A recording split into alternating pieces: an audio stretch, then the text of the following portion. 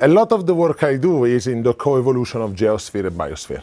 I went to DALL-E, you know DALL-E AI ChatGPT, yes, you all know it. I went there and I told him, please, can you draw for me the elephant and the blind scientist? You know the story of the elephant and the blind man, how many? Nobody? Man, I'm getting old. So the story of the elephant and the blind man is that somebody got a group of blind men into a room with an elephant and asked them to touch and describe what they had in front of them. And somebody was touching the leg of the elephant and said, well, it's a tree. Somebody went on to touch the tail of the elephant and said, well, feels like a giant donkey. Somebody touched how you call it in English? The trunk, and said, must be a giant snake. And everybody was describing the elephant in a different way. Why? Because they had just the perception of their little corner of what the elephant was as a whole. So what we do as a scientist, because we are trained in one discipline, we typically approach science from one side. And so I asked DALL-E to design the elephant and the blind scientist this time, not the blind man, because that's exactly how we are approaching science and Earth system science especially, from our own perspective. If you look for I was discussing with some of you before, it's a shame that it's great that we did reductionism and we made discipline of science over time, because the amount of information we need to learn for every discipline is increasing a lot. So we need to become an expert on something, but at the same time, we're not aware anymore of what the other sciences are doing. And a long time ago, we didn't have sciences, we had science, and science was actually philosophy. It was called natural philosophy. And we just spent 250 years breaking down natural philosophy into disciplines. And I think now it's the time we need to bring together the discipline again and approach things at the system level. And to a certain extent, that's what astrobiology is trying to do, right? You get to astrobiology as an expert in one discipline, but you approach it in a way that allows you to interact and integrate with the other people so that you see the entire elephant, not just a piece of it. And this type of argument, I think, should be more often discussed inside university programs and schools. So now that we've seen the blind scientist and the elephants, you should all have seen, now you know the story, right? How many know the story of the blind man and the elephant? Everybody, fantastic, love it. Now, let's do this. Have you ever seen this? How many of you? So painful to see so few hands up, and especially from people that probably have a bit more experience in this. You really never seen this. Many of you never seen this graph here. So it's something that is increasing, right? You all agree? This is probably the single most important graph ever made in the last 60 or 70 years. If you want a tattoo, you should tattoo this one. I'm not kidding. This is, some people tattoo the tree of Darwin, the sketch of the tree of Darwin. Some people have their own favorite molecule. This is the reason we are in trouble right now. This is what's happening right now. This is CO2 concentration over time at the Mauna Loa Observatory. This is a continuous record of CO2 concentration in the atmosphere, started somewhere in 1953 or 54, I don't remember exactly the date right now, by probably one of the most influential environmental scientists ever, which is Charles David Neeling. This is the Neeling curve. That's the name of this curve. So this person here started measuring CO2 in Mauna Loa and realized that, yes, there was variation, but things were increasing. And now he's dead, but other people are keeping up his work, and we're still measuring it today. And you can go to the website of the Neeling curve, which is managed by NOAA right now, I think, or Scripps actually, in San Diego. Or you can go to Twitter and read exactly what's the concentration right now. In his lifetime, he was challenged many times because people told him, oh, you're measuring CO2 from the volcano, you're measuring CO2 from passing ships, you're measuring CO2 from fires, you're measuring other things. This is not atmospheric. And so what he had to do, he had to go to Antarctica, he had to go to South America, he had to go to a number of other places and repeat measurement almost daily for months to year in every location to show that this was not a local effect in Hawaii, but this is in fact a global effect. This is the rise of CO2 that we now link to climate change, global warming, and the ongoing climate crisis. Now, this is a single year right now. you see there's a certain periodicity here. And this is, you see, daily average, weekly average, monthly average. And you see how things go. And these are 2 years in a row.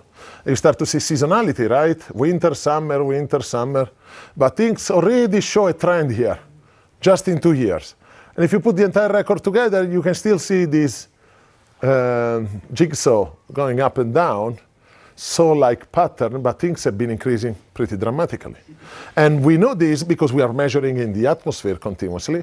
If you take this, I keep saying this sentence every year, I'm realizing it might not be true anymore. I'm relatively young. And I might be close in age to many of you, more than you may think. And I can do an exercise. There's an interesting website where you say, you can do this. You do my life in CO2. I was born at 341 ppm, graduated 384, PhD at 400, researcher, assistant professor at 409, professor at 413, 20.8% increase in my lifetime. Repeat, I keep saying relatively young. Yeah, I can still say that for a few years. But I had a 20% increase of the CO2 in the atmosphere during my lifetime. This is a huge increase. You can try your own increase up to where you are right now. I believe today we are at 456 something. Now I haven't updated these slides. This was November a few years ago.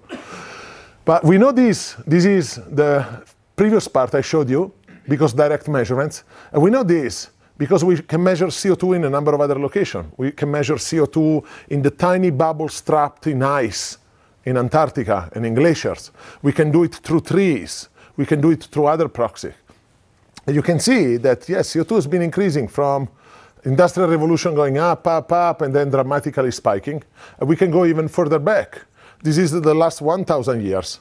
Look how much variation there has been. When climate negationists and people that are against climate change, they say that doesn't exist. They say there's always been variation. It's very true. It's a matter of how rapid it is and how much it is. You can see the previous variation. Can you see the today line here? No, I can help you with that. Here where we are. You may have lost it in this graph because it's just a tiny dot, but look where it skyrockets up here. And in this debate, there are a number of other evidence that are very important and that I don't know many of you ever heard. So you all heard that CO2 is increasing in the atmosphere, right? Besides me telling you now, you heard it before, right? Everybody heard CO2 is increasing. How many of you heard that the isotopic signature of CO2 on the atmosphere has been changing? Okay, there's a few people here.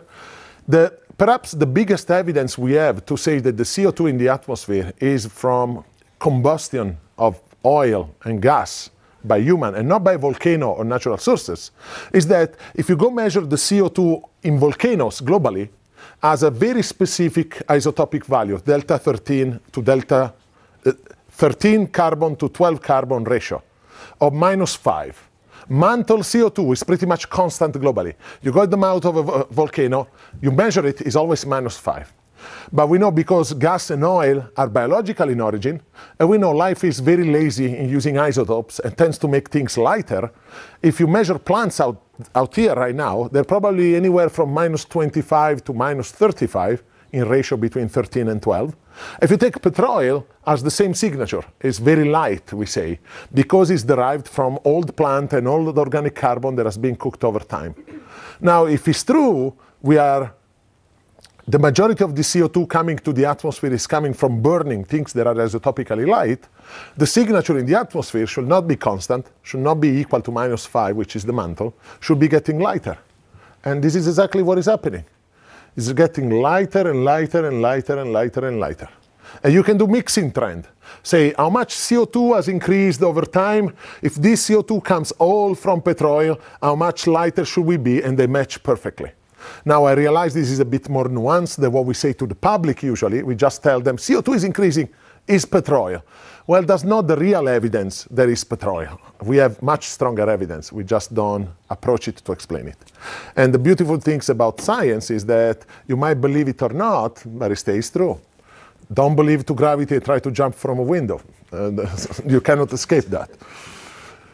And all this all this, as you know, has huge implications with temperature, and where we're going, and our projection of things, and so on. So it's clear that as humans, we are impacting our planet. I think there's no doubt about that. The facts are all well lined up. We have multiple lines of evidence. We can also say that we are impacting in ways that are different from the rest of life. We can also say that we are accelerating some of the rates that were not present before. It would be a mistake, though, to think that we are the only species that has an impact on the planet. That's something we hear sometimes. Humans are the only species that are destroying, ruining, changing, altering the planet. That's absolutely not true. Because every single life form, from the onset of life to today, has impacted and changed the planet. Now, everything I will say right now, you can take it two ways. You can interpret it as me providing evidence to climate negationists to say, oh, you see, humans are just doing what life does. Nothing to worry about. I'm not talking about that. We are doing things right now that are really problematic.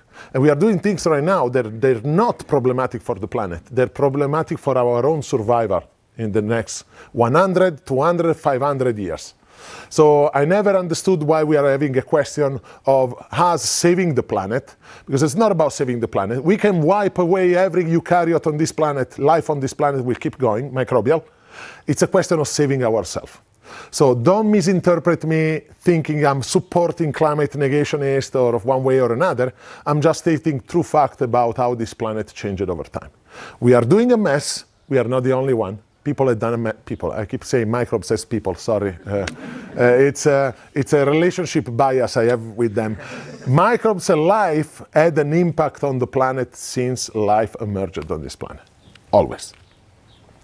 So if we are changing our planet, and all life on this planet always changed the planet, what can we learn from the past?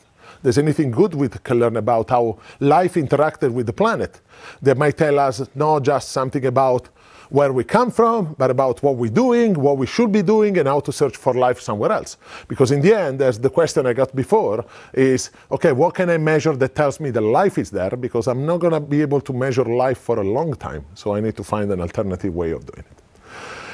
There are a couple of very important concepts in biology that are not really taught, not even in biology completely, just in certain branches. For example, in ecology, they're very well known, that I think everybody should know.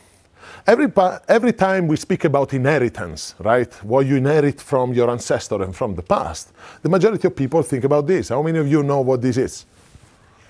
Karyotypes. Everybody knows. DNA. These are our chromosomes, right? We say, I inherited my genes from my ancestors, and we pass genes on to future generations. In reality, inheritance is not just about genes. It's about a lot more than genes. Two concepts. First one, niche construction. It's a technical term used in ecology to say the life form can alter the environment to better suit their needs. We do it. We make roads, we plant fields, we purify water, we concentrate things, we extract things, but we're not the only one. Termites, super easy one. They for sure change their environment, right? They change the amount of oxygen that gets into the soil, they change the eating pattern, they change the gases, they change the landscape. They're not the only one. Beavers, they can change completely the way rivers go and where they go and what not. Oxygenic photosynthesis for sure changed the planet. Both biologists and geologists recognize it in my previous interviews, right? But you can do this thinking about how much an organism can change its environment, and you realize that every single organism, to a different degree, has an impact on the environment, and it's going to change the environment. So niche construction, it's a way in which you change and modify your environment and transform natural selection pressure in your favor. The other one is something called ecological inheritance. You don't just inherit the genes from your previous generation and the past and all the organisms before you. You also inherit and heavily modify the environment. Why? Because you have niche construction. So our future generation, our children, will inherit a planet on the way we leave it to them. We know this, we say this all the time, leave a better planet to your children than you received it. But the thing is more intricate into life itself. Did you ever think about oxygen? I mean, you are all breathing oxygen right now, and you are sure you inherited genes to breathe oxygen from your parents, grandparents, from the evolution, all the way back to the emergence of aerobic respiration.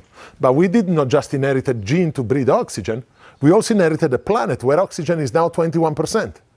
And this was not the way the planet was before. So we inherited the genes, and we inherited a heavy modified environment. Ecological inheritance, not just genetic inheritance.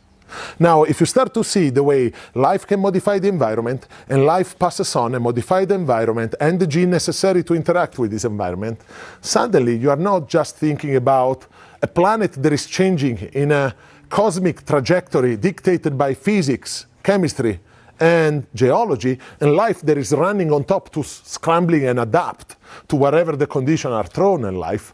But life, a planet, they start to appear to interact, because life can change the direction of the planet. You know our cosmic temperature, our average temperature dictated by the distance from the sun. Yes? Minus 15? Yes, about minus 15 degrees. And yet we are not a frozen popsicle. Why? Why we're not? Because there are gases and there's a greenhouse effect, which is not necessarily always a negative thing. And this greenhouse effect doesn't come only by geology and volcanoes. There's also methane, which is a very powerful greenhouse gas, which is, for the majority, right now, and has been for a long time, biologically produced. And our average temperature is, in fact, more or less like plus 15, rather than minus 15.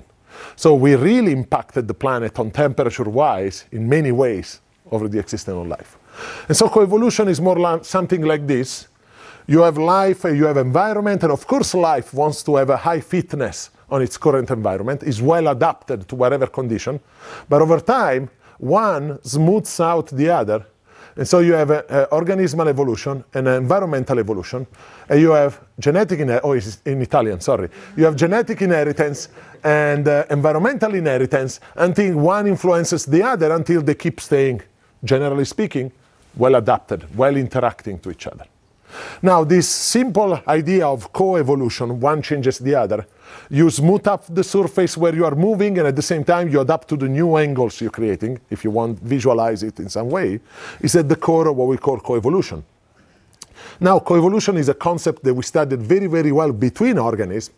Coevolution of colibri with their flower, coevolution of predator and prey, of pathogens, of viruses with the cell. There are many examples of coevolution. Has been only relatively recently that we are studying coevolution of life with the planet in a more systematic way. So if biology has influenced planetary evolution through time, how much? I think that's one of the big questions out there right now. How much has life influenced our planet? If we had to rethink this planet without life, where would it be as a planet today if there was no life present on it? Well, probably frozen, probably no oxygen. These are the easy ones. There's a number of other things that are not so well understood, and it might surprise you depending on your background. So let's go back to think about the biggest example of coevolution we have, which is the Great Oxidation Event, right? The evolution of oxygenic photosynthesis, because it's just one type of other photosynthesis. For the non-biologist here, we have many types of anoxygenic photosynthesis, many types of phototrophy overall, and then we have the oxygenic one that everybody's chasing today, but it's just the most abundant right now. It's not a given that was the most important. For sure, had a huge impact on our planet, 21% oxygen. But if I ask you, why do we have 21% oxygen on our atmosphere? How many of you will say because we have oxygenic photosynthesis? I know it seems circular as an argument for now, but try to think. If I tell you why we have oxygen on the planet, how many of you will reply because we have oxygenic photosynthesis? Okay, not everybody. I will be curious later to know why you're not convinced. But we know it had a huge effect. We know we went from very reduced to oxidized. We know we had probably one or two or more bumps over time. We know these influences a lot of things, right? From just being reduced to oxidized to a lot of other things. But you know this equation, textbook, right? Oxygenic photosynthesis, CO2, water, light, sugar plus oxygen. This is what most people study on the why we have oxygen on this planet. But you also should have seen this reaction here. This is heterotrophy, right? Sugar plus oxygen equals CO2 plus water, and it provides you energy. If you look at them, they're actually the same identical bulk reaction, just run in reverse. Which means, theoretically speaking, that photosynthesis and respiration are doing one the other. They're doing the same things, but in different direction. They're one the other face of the medal. And the problem is that if every oxygen you're making is respired somewhere, how much oxygen we should have in the atmosphere? 0. So the accumulation of oxygen in the atmosphere is another effect of biology, not alone of biology at least. Has to be the interaction with something else. And what's the easiest way to increase oxygen over time? Well, one of my mentors, Paul Falkowski, in Vulday, you hide the candies, you hide the sugar, you take it away somewhere. And where can you take it? Well, you can put it in cellulose and plants. You can put it underground, bury it deep underground. You can recycle it deep into the crust. You can push it into the mantle through subduction. One way or another, if all the organic carbon photosynthesis does is available for microbes to respire, you're never going to get any oxygen, right? So the accumulation of oxygen itself on this planet is a geobiological effect. You need oxygen to be made, and at the same time, you need to remove the counter reaction one way or another. You need to slow it down. You need to change it in a way that allows you to accumulate oxygen. So biosphere, through photosynthesis, oxygenic, and geosphere, through organic matter burial and subduction, have contributed to the net accumulation of oxygen in the atmosphere, decoupling photosynthesis and respiration over time. Otherwise, photosynthesis alone doesn't explain 21% of oxygen on this planet, right? Now, this is super nice because before, great oxidation event was linked to the emergence of oxygenic photosynthesis.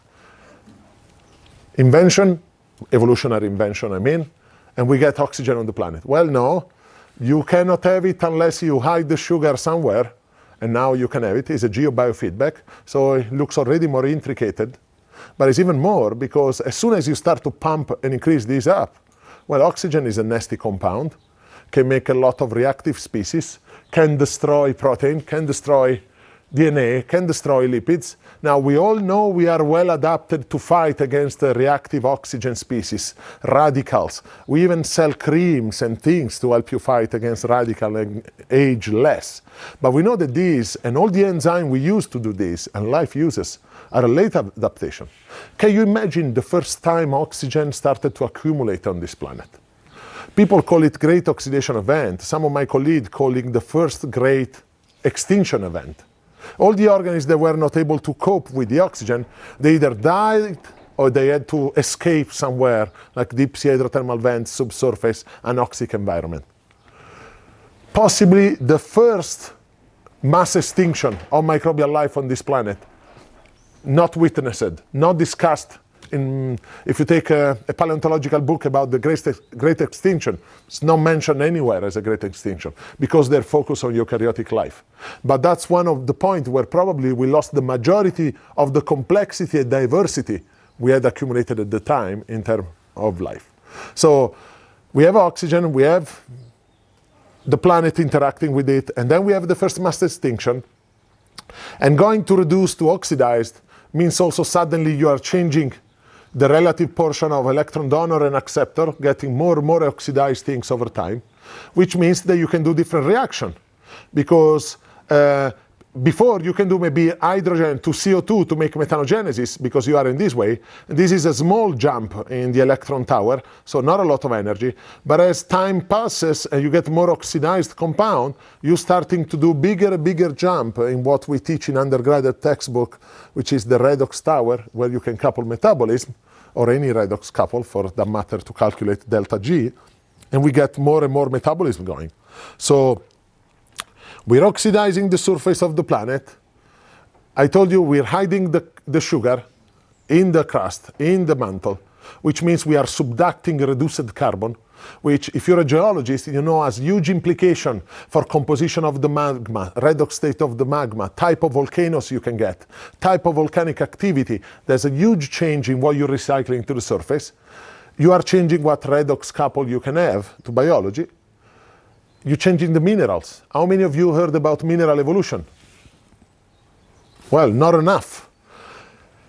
There has been work done to show that 50% of the mineral on this planet right now, they're directly linked to biology. If there was no biology, you would have never had them. And of these, another 30% happens only just, no, not 30%, a lot more, sorry, from 1,500 to 4,000 mineral happens just thanks to this change in redox of GOE. So if you go on our early Earth, calculations show that perhaps you have 1,200 to 1,500 different mineral, no more.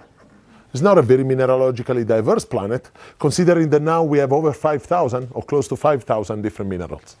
So GOE didn't just change what redox couple biology can use, didn't just change the fact that we had oxygen, because oxygen means sulfate, nitrate, nitrous oxide, and so on. Also changed what gets subducted, which changes and influences plate tectonic. It changed also what minerals are possible on the planet.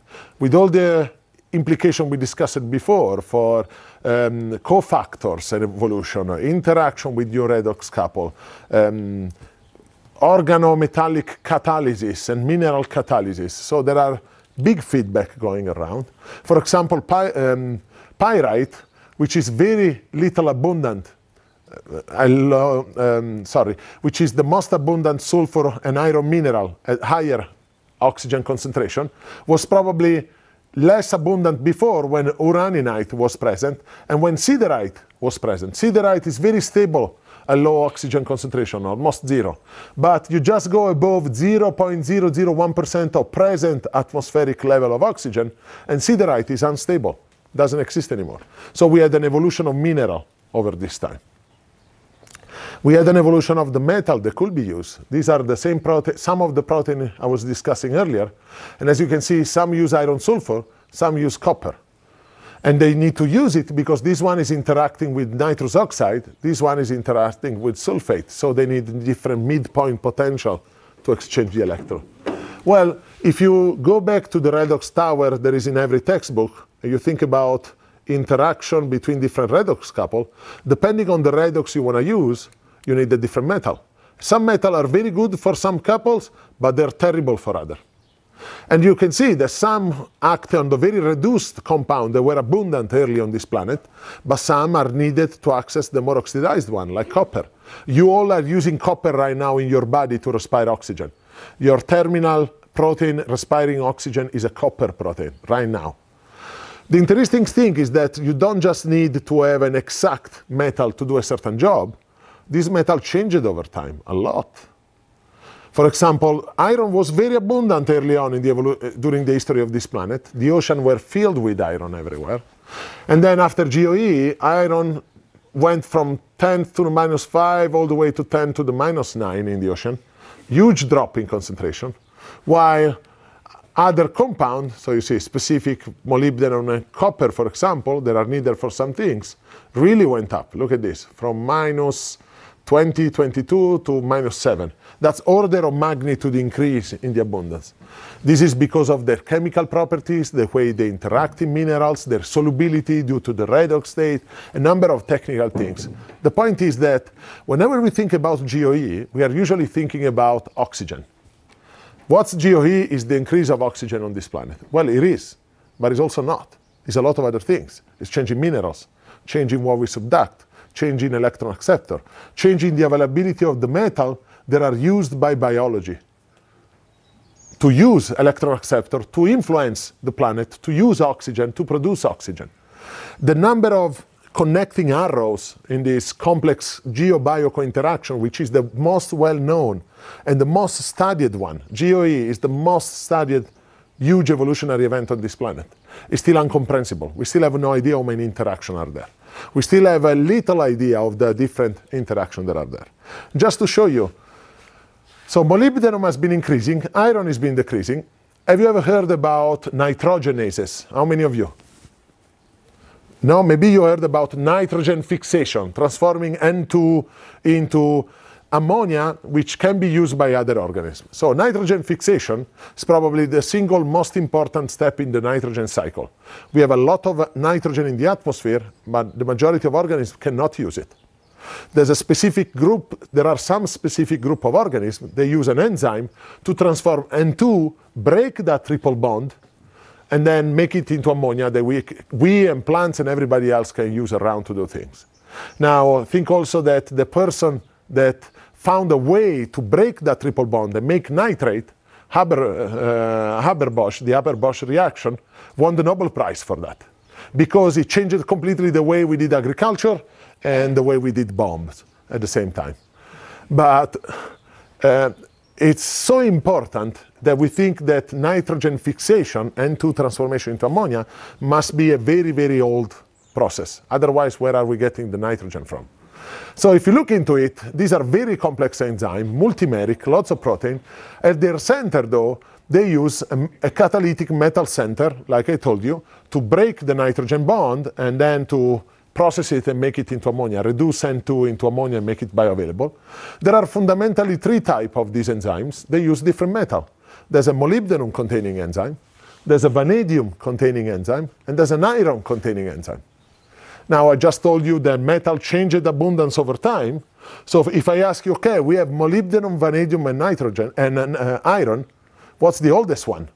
Well, there was a lot of iron before, very little molybdenum, and then they changed it. So you might be tempted to say, well, because there was a lot of iron, it must be the iron one, the old one. That would be a perfectly valid assumption, right? Things get complex, because if you do phylogeny, there's an iron one, but then there's a molybdenum one closer to the base of the tree compared to all the modern molybdenum one coming out.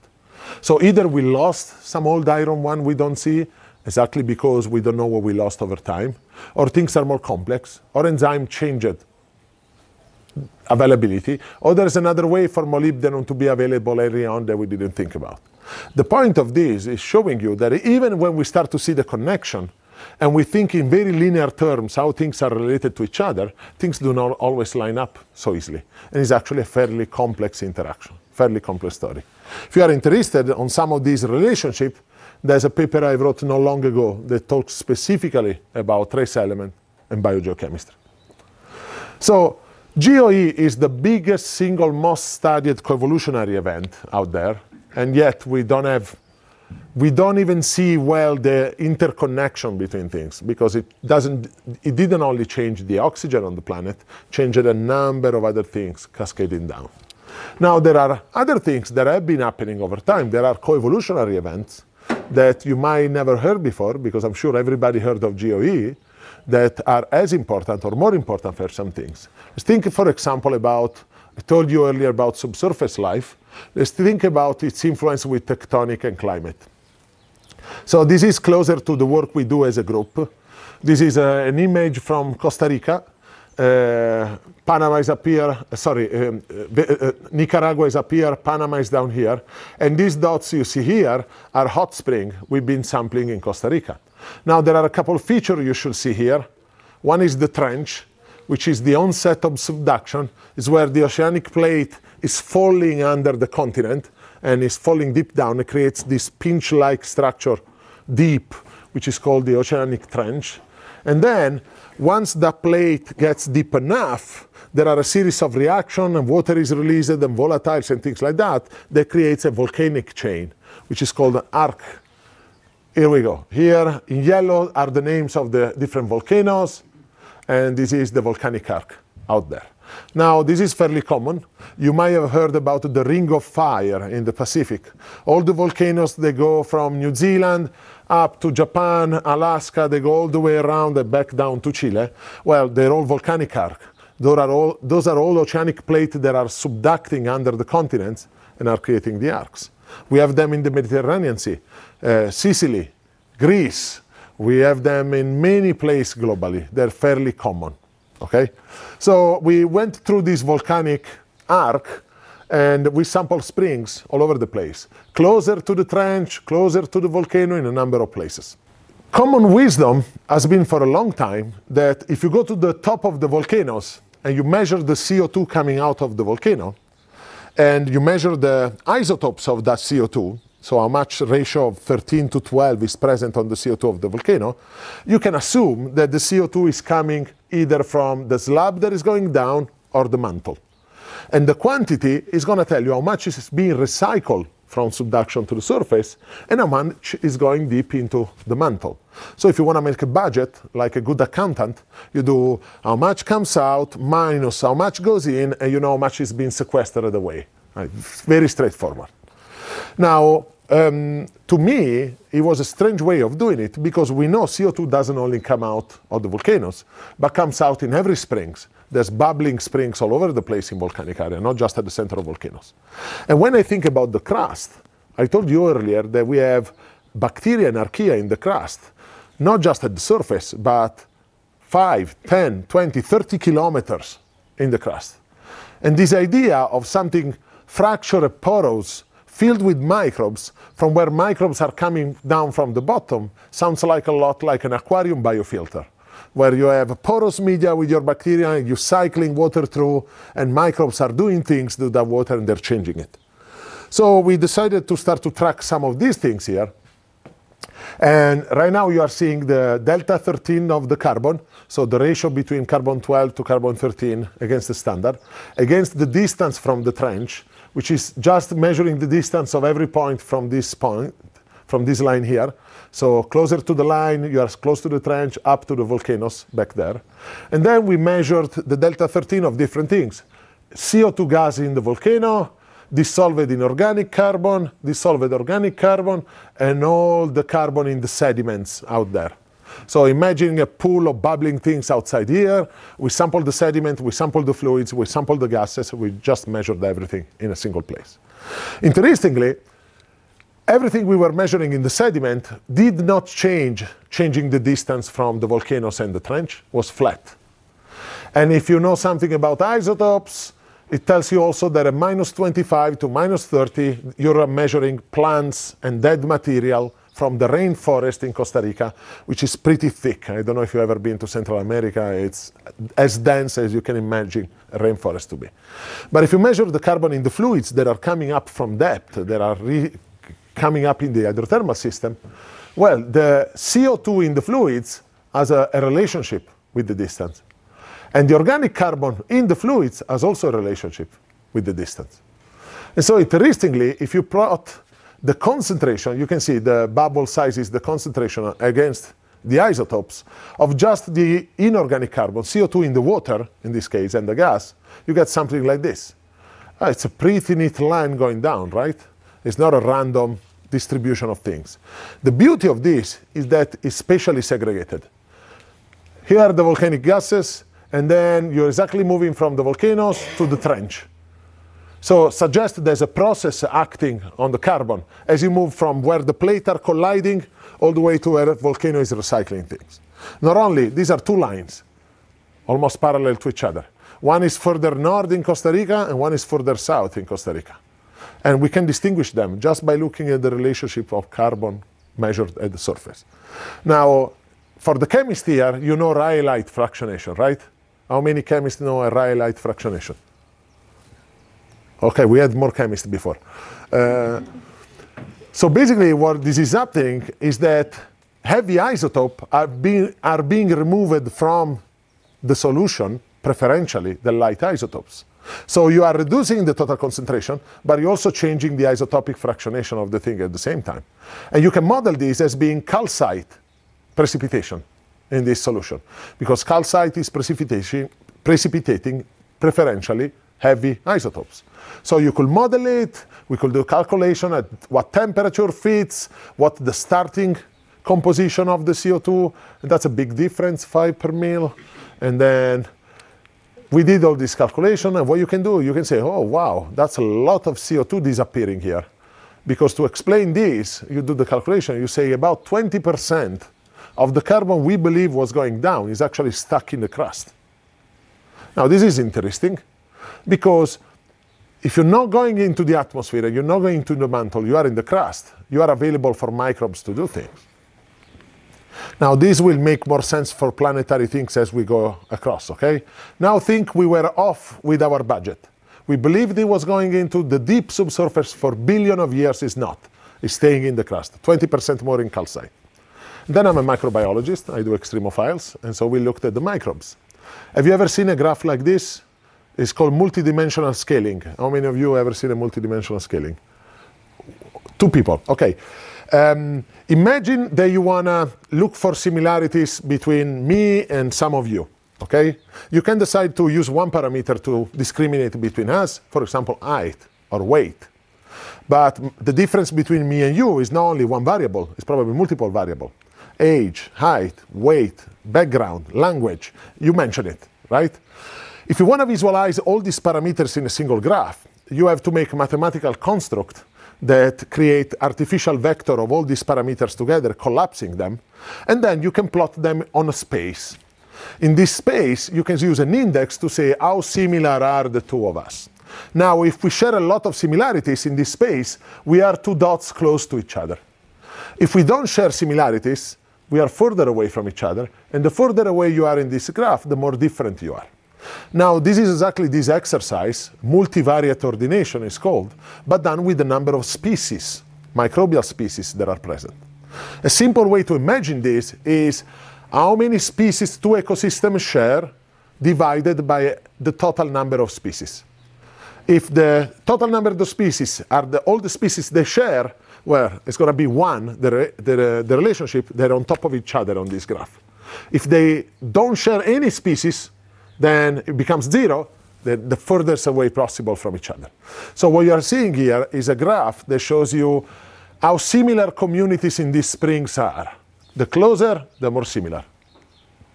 And now I just colored it by temperature. Why? Because temperature in biology is important. And we can see the hottest places are closer to each other than colder places, which makes sense. If you are hotter, you share species that like to stay in hot places. No surprises here in biology. Every biologist will tell you that temperature, pH, salinity are major driver in controlling who's present in certain location. And this change in temperature is actually matching the movement from here to here, from the trench to the arc. Because as you get closer to volcanoes, you get hotter things being recycled to the surface. So there's a trend that is explained by the direct subduction. The interesting part is that this was not the only trend we found. We found a number of other trends. And to make a long story short, when we looked at DIC versus DOC here, you could see that if we do pairwise difference between the 2, the average distance between the 2 is pretty constant over time, and is actually always around -9. And isotope people love to measure isotopic signature of different metabolism. I told you the plants have -25. Well, the -9 to -12 is the reverse TCA cycle that Joseph spoke with you about. That's a specific carbon fixation pathway because it's very abundant in subsurface organisms, in anaerobic organisms. So it appears biology is using a lot of the CO2 coming out, even with the temperature pH trend. And if you dig deeper into the single genomes, this one of this line is one genome we reconstructed, and you do calculation of how they distributed only in the forearc, only in the arc, and so on. Turns out you can do calculation about how much CO2 the microbes are using. So then you do simple things. You say, okay, this is the trench going down. This is the 150 isotherm we use, not 122, we use 150. And then power decay law, concentration of cell, depth. You do all your calculation, and you can calculate exactly how much biomass is there, how much CO2, the biomass, the biology is removing, and the total. It turns out that if you do calcite plus the total, it's 40%. Now, why am I telling you all this that it becomes very technical in biology? Well, because a number of you are astrophysicists here and are thinking about, oh, soon or right now, we are measuring atmospheric composition of planet. And that can tell us about biology on the planet. But many of you might incorrectly assume that to detect biology affecting the atmosphere, we need biology to be on the surface, because otherwise, how is it interacting with the atmosphere?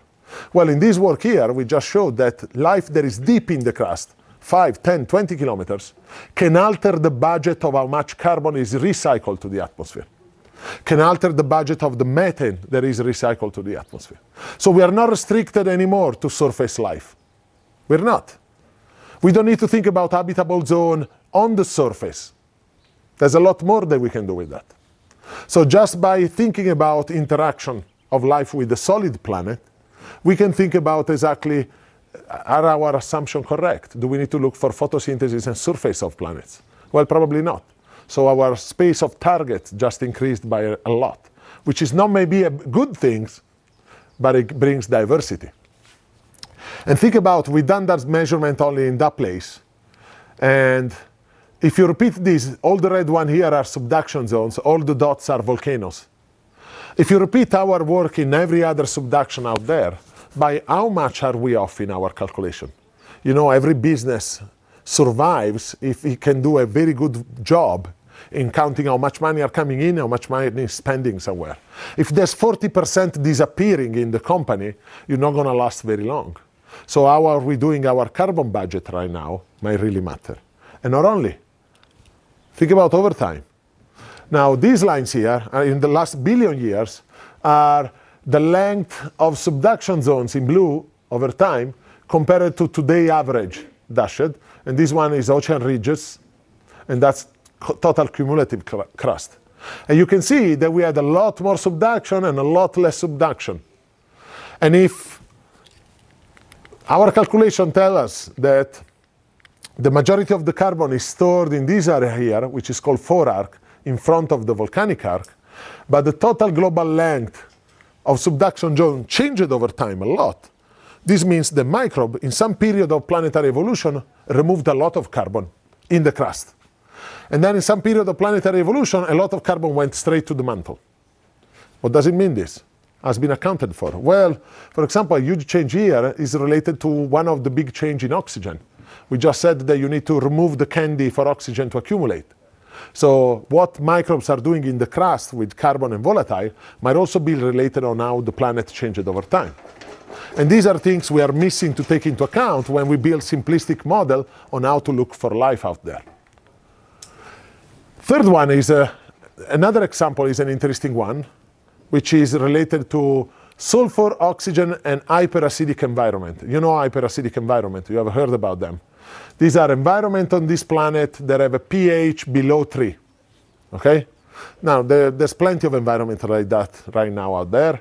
I told you earlier that in natural ecosystem, we have pH that goes from 0, sometimes even negative, all the way to 12.5. That's the range of natural pH without our chemistry, natural pH in the environment. Now, you can do very acidic pH in only two ways. First one is magmatic degassing. You have a magma body somewhere in the crust that is releasing acid directly.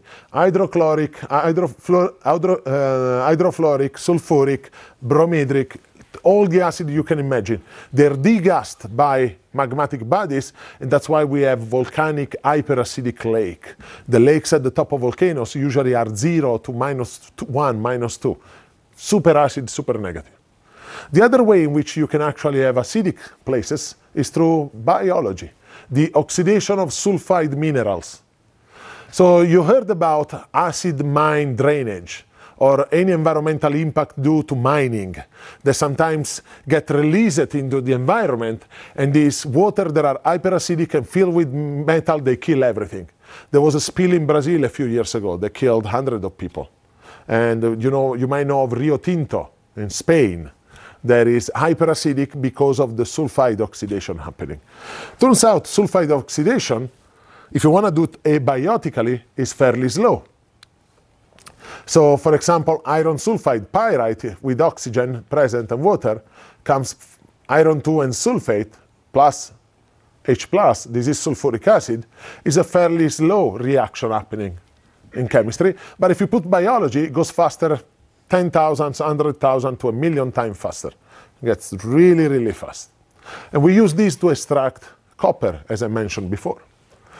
Acidophiles, which are organisms, extremophiles that are adapted to low acidity, are well known. They usually like to stay at pH 3 or less. There are both bacteria and archaea there are acidophile, so it's widely distributed in the tree of life, and they appear to be what we call a polyphyletic group. Polyphyletic means they don't share a common ancestor. Okay? Their traits, the group of acidophile is not a single group with one ancestor, it's probably evolved multiple times during the evolution of life. Now, an interesting observation is that the majority of this guy, up here acidophile, is actually using metal sulfide and oxygen to do their reaction. So a group of colleagues in Montana State said, well, this is interesting because if you can only make acid environment with magma or with sulfide biological oxidation, but to do sulfide biological oxidation, you need oxygen, perhaps this is a process that is relatively recent. So they look at the distribution of acidophiles in terms of pH and temperatures in different isolates from Yellowstone, 541 genomes obtained from Yellowstone, and they look at the percentage of how many of the aerobic one are acidophile. And it turns out that the acidophile are in optimal pH, the acidophile are up here, the black dots are genomes that are aerobic, the white dot, the transparent dot, the white dot are genomes that are anaerobic. Turns out that as you drop in pH, everybody wants oxygen. So they put a number of lines of evidence together, and they concluded that acidophile, and we know they do niche construction, because if you grow them in the lab, the pH of your media you grow in them goes quickly down because they're actively producing sulfuric acid. It's a process that emerged together with aerobic respiration. So it's something that happened after oxygen accumulated on this planet. But not only, you needed enough oxygen to sustain these reactions, and probably could not happen before 0.8 billion years ago. So having acidic environment out there, away from volcanoes, is a biological effect. Biology did not adapt to acidic place. Biology created its own acidic place, far away from volcano. Now, why acidity is interesting? Well, it's a great way to break down rocks. And breaking down rocks is a great way to increase weathering. Increasing weathering is a great way to absorb CO2 by silicate weathering, which is a great way to further have an effect on the climate and control the temperature. So you see where I'm going with this, which is very similar to the interaction with climate that we were discussing before.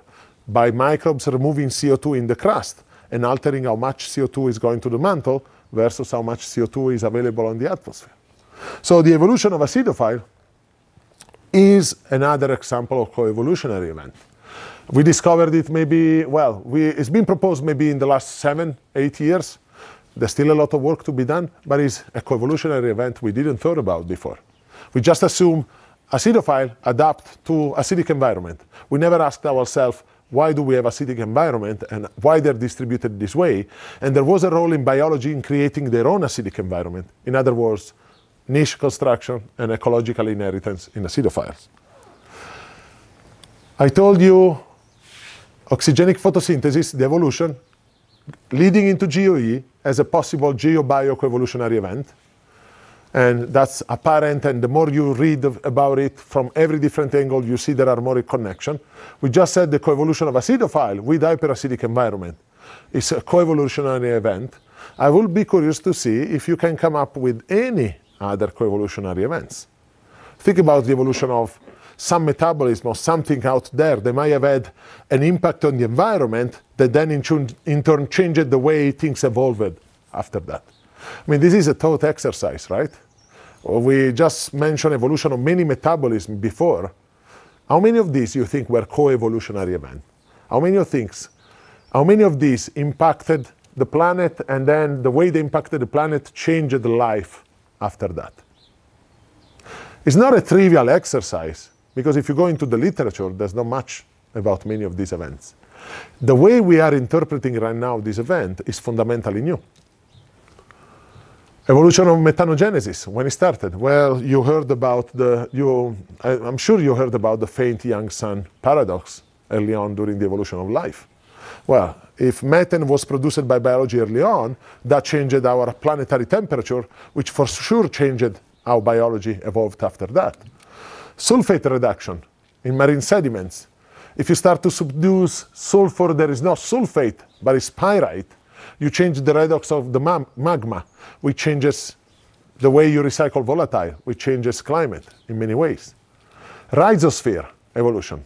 Without plants and the microbes breaking down rocks, you have less silicate weathering, which means you have less control on the CO2 buffer of the atmosphere. So the list gets going and going and going as you start to think about things, not in isolation, evolution of metabolism, or one specific process happening on this planet, silicate weathering, volcanism, metal availability, but they're deeply intertwined. And there's another one. Sometimes we say that perhaps the Anthropocene is just the results of the evolution of human consciousness. Our ability to influence the environment is a coevolutionary event. We are altering the ecosystem, and the way we alter the ecosystem is changing the way life needs to adapt, and we adapt to it. So it's a two-way street. But it's not the only one. It's been happening before many, many times. So probably the Anthropocene is a new evolutionary event. There's a number of questions remaining. What will be the coevolutionary impact of the Anthropocene on Earth system? To what extent it will affect society? To what extent it will impact basic Earth function? These are different questions to me that, especially these two, are two separate set of questions. Sometimes we think we confound them together and we want to answer just by pinning man against environment when we are actually part of the environment, and we should make self-reflecting question more. The bottom line of the co-evolutionary thing is that you should think about the Earth system as a complex set of interacting systems. Not just right now, but also over time, and influencing each other. And if you are approaching looking for life somewhere else, you should think in the exact same way. Impact that are well beyond the single reaction you are thinking about, or the single biomarker you want to use. Because we need, as a scientific community, Earth system science perspective to be able to approach everything we're doing and the challenges we have. Now, the thing we said earlier this morning and the thing we said now, they have a profound impact in the way we approach the search for life in the universe. Huge. And I thought, this being an astrobiological school, and with you having a very different background, but all of you thinking about your future in research, it would have been a good thing for me and you to look together some of the things I told you, how they change or they could influence the way you search for life and we search for life in the universe. So the first one, to me, is that if you take everything we know about this planet's life and its evolution, if life is out there, it's probably microbial. I mean, it's been unicellular for 3.3 billion years on this planet, and it's probably been small for a lot longer than that, even if multicellular. So the probability that life is big and multicellular are not that big. Probably is microbial. So microbiologists, you're welcome. That's a great news for you. Second one is that life is possible in the subsurface, a lot. Now, this is an interesting diagram. Oh, the reference, we're not full screen, so you cannot see the reference. I have the reference down here. This is a work by McMahon and Parnell, where they looked for distance from the star in astronomical unit and temperatures, right? When we think about habitable zone, usually we think along this line up here. How far can we go from the star to be in an area where we have temperature condition on the surface that allow for liquid water to exist? Now, if you assume that you have liquid water also in the surface, and it's not anymore an assumption since we found it on Mars, and we know it's on Enceladus and Europa, and probably a number of other places. For planets that are 10 times our own mass, identical to Earth and 10 times less, how far away we can go from the star and still have subsurface temperature at kilometers depth that are between 0 and 122. And so you're not restricted to a very small set, because even if you don't go that deep, only 1 or 2 kilometers, you are moving. You are moving by 1, 2, 3, 4, 5, 6, 10 astronomical units away from the star. Now, I agree with cutting away the possibility of oxygenic photosynthesis of being on the surface as you move too far away from the star. But at the same time, we are showing that there could be a lot of life underground, recycling things that are produced by geology. So if a planet is geologically active, there might be water underground, and it might be very far away from a star, or might be completely frozen on the surface, and yet life might theoretically still exist. So thinking about subsurface life should help you to change your definition of habitable zone and expand it a lot. This is well known and studied. And as I told you, we found water underground on Mars, so we know this is not just theoretical even on a rocky, dry planet like Mars. So this is our classic habitable zone, and probably in reality we're gonna need to broaden it a lot more than we do normally. Now the other thing is that when we say what life needs, usually we say you need water, you need building blocks, the so-called SNOPS element, carbon, hydrogen, nitrogen, oxygen, phosphorus, and sulfur, and you need thermodynamic disequilibria, right? This is the mantra for where to look for life. I think the last one is the most interesting one, because if you need thermodynamic disequilibria, you need to access it. And we said that all life that we know interacts with thermodynamic disequilibria in the term of redox chemistry. So we are looking for redox, essentially. That's what we do when we think about hydrothermal vents inside Enceladus, doing water-rock interaction or atmospheric composition somewhere. But life, in order to interact with redox, needs metal, especially transiron metal. And all the astrophysicists here know that transiron metal, they're not made in normal star in good quantities. You need big events. You need supernova. You need merging neutron star. And so with a colleague, actually Dario is doing his PhD with him, Giovanni Covone, we started looking for the distribution of nickel, for example, against total metallicity of stars in stars catalog, and looking for the distribution in rocky planets. And things are not linear. There are some interesting patterns there. And perhaps thinking about the necessity of life, of having metal to control redox, could be a further step that we add, a further filter that we add when selecting target to look for life. Needs to be a place where there's enough transiron metal that planetary processes don't sequester all of them in the nuclei and leave some on the surface for life to control redox. Otherwise, you cannot control redox. So there's a preprint out there with this one, if you want to read it. So water, building block energy, metal availability.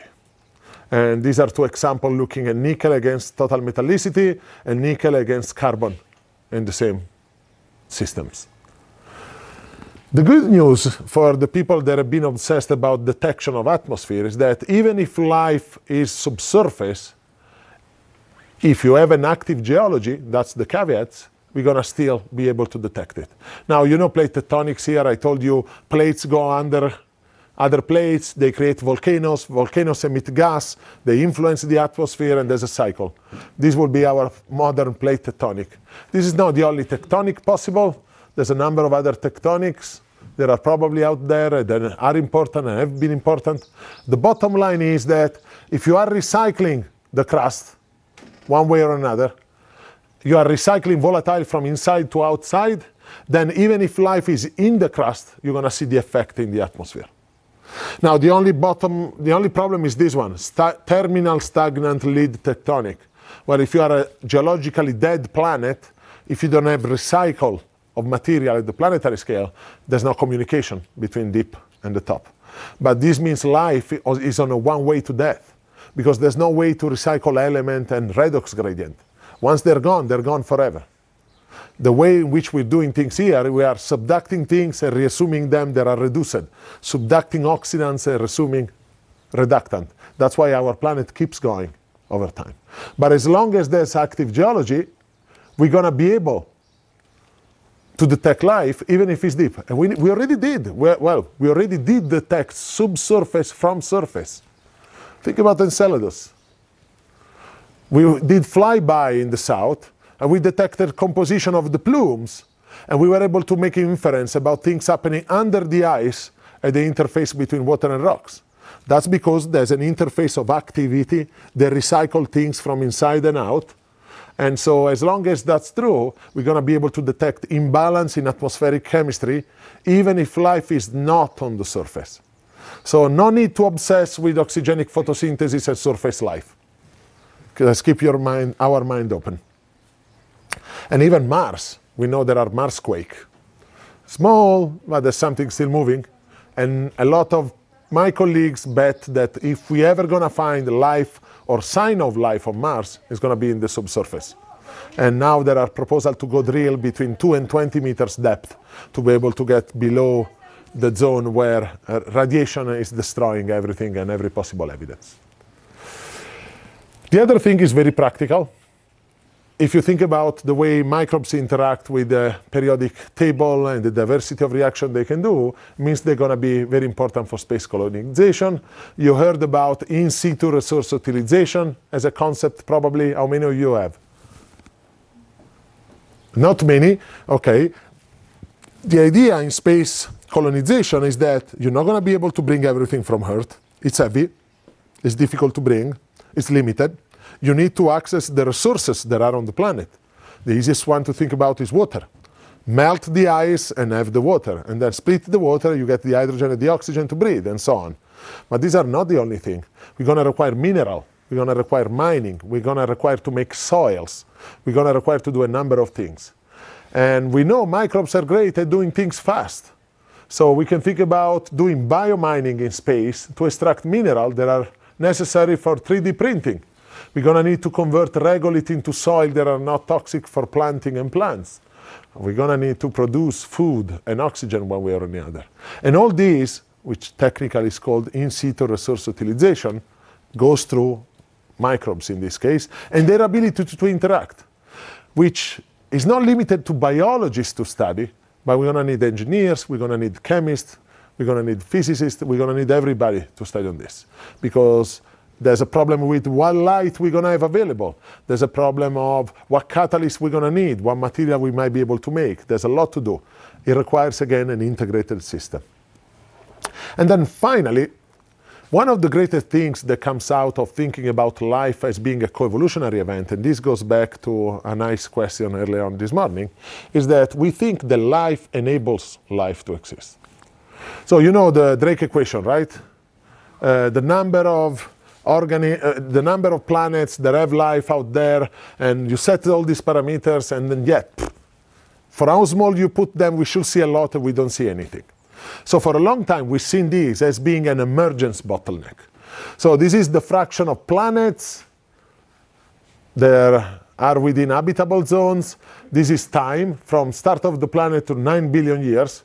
And then we are saying that most planets that are habitable within habitable zones, over time, they never had life. Because life is very difficult to start. It's very unique. That's the uniqueness of life. So we have a very small fraction of planets that ever had life, and then it goes extinct at a certain point on. This is called emergence bottleneck. This is the assumption we used so far in discussing life in the universe. Life is difficult to start. There are alternative hypotheses. One hypothesis is that there's no emergence bottleneck. Life is easy because life is a planetary response, right?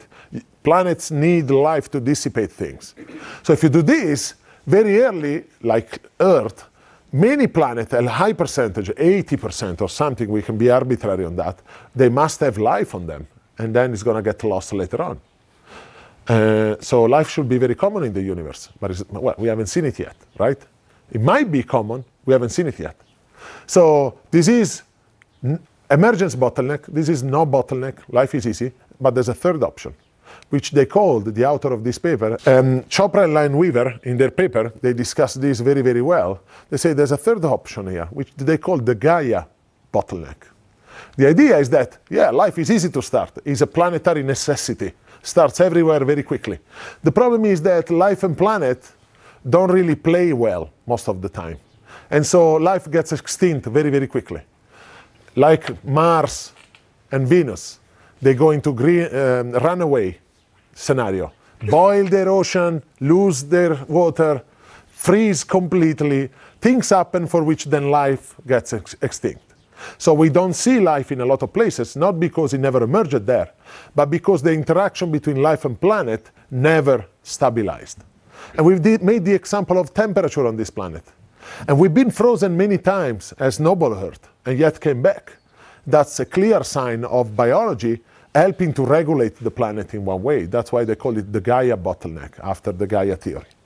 Now, this will be that the conditions that are habitable and the planetary environment, they stay together, and life emerges, and then things go lost, early extinction of Gaian bottleneck, but sometimes life and planet keep working together, and somehow the planet stays in the trajectory just long enough for life to reproduce and evolve and become more metabolically complex, if you want. I'm not talking about the biodiversity out here, talking about biodiversity of metabolism, which can stabilize the planet.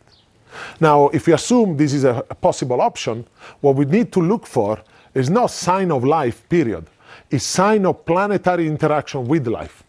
It's sign of regulation of some of the things.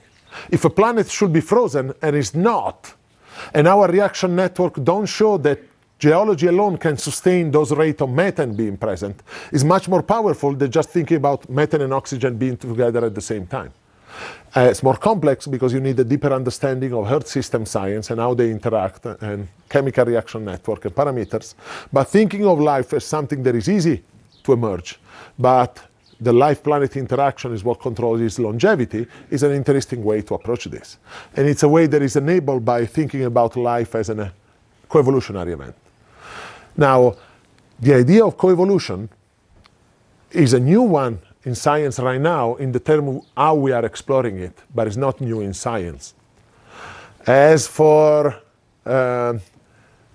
Thomas Gold discussing the deep subsurface biosphere, not being a biologist, the theory of life and planet coevolution, in a way, is born through a Russian geochemist, Vladimir Vernadsky, which in 1926 took a term, biosphere, which was coined by Suess, an Austrian geologist, to mean the thin layer of biology on top of the planet, and brought it to another level, talking about the biosphere as the layer of the planet where biology and geology interact in a way in which you cannot separate the two from one another.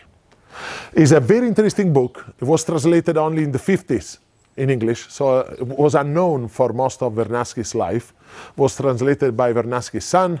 I think it was very influential in creating the Gaia theory and a number of other cybernetic and well-connected concepts about planetary system. It's a short read, but it's an intense one. And I suggest you read it.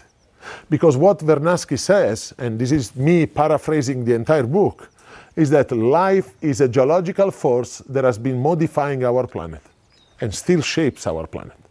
So in this concept of coevolution, life is not something that happens to the planet, is intimate and intricate part of the planet, and is actually one of the main geological forces that changes the planet.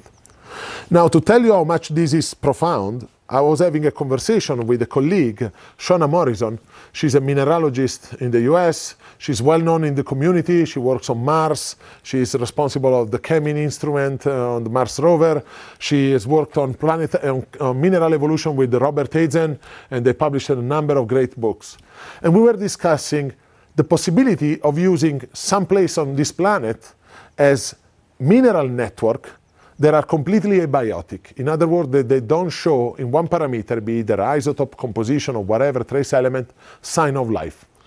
And in our discussion, we realized that probably right now, there's not a single place on this planet that is abiotic in signature.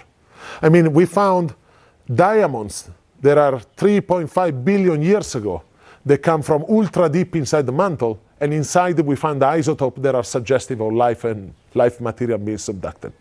So life has been influencing so much of this planet that not even fishing deep into the mantle, we're going to be able to see purely a biotic signal of the planet that was before life, because we've been subducting carbon material and life material for a very long time.